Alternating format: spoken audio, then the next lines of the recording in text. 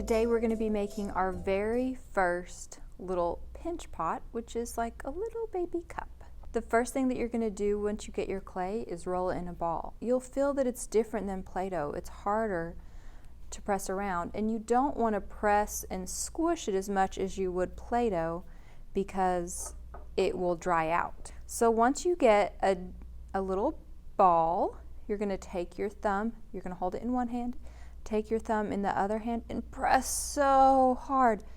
You might have to press pretty hard to get your thumb in there. Once it's in there, you're going to make this hand to a little duck. And you're going to duck quack all the way around by pressing the finger all the way, your thumb all the way to all your fingers.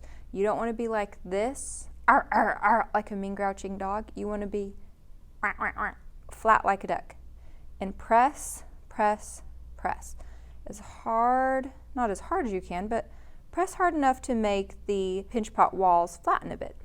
And then once you have an open spot in the middle, you can take it and tap it to make sure that it's going to lay flat.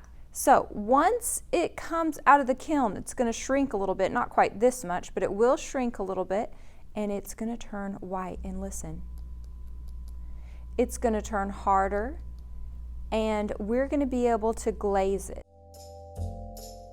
This is a kiln. I wanted to show you what a kiln looks like. It is a big machine, I guess kind of like an oven, that will bake our clay.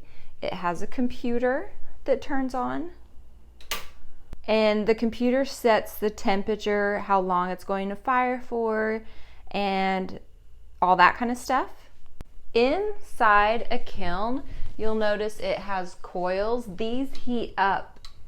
These turn red or white, I don't know, they turn right when they're heating up. So those coils heat it, and you'll notice they go all the way down.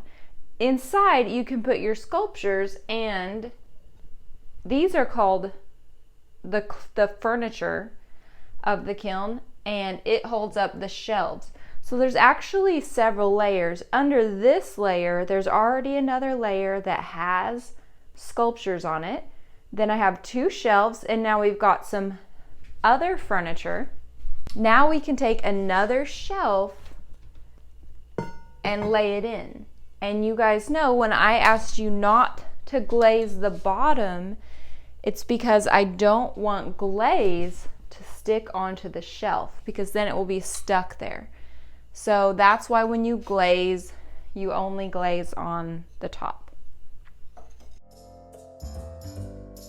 And now we're going to use a glaze, which is a lot like paint, but when it dries, it becomes very shiny. Not when it dries, but when we put it into the kiln, it becomes very shiny.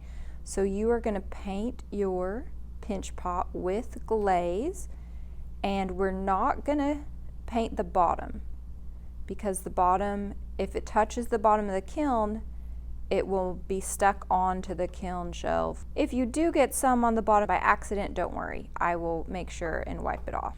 And you want to paint the outside and the inside. And you want to try to not leave any white spots. And it would be awesome if you could do 2 coats. That means painting it 2 times. You can see as it dries, it's starting to look a little chalky.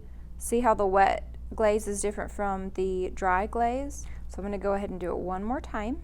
If you do it twice, it will be shiny. And if you just do it once, it might not be as shiny. This isn't a pinch pot, but this is the yellow glaze. This, see how shiny and yellow it is? This is what happens to this when it comes out of the kiln. Isn't that awesome?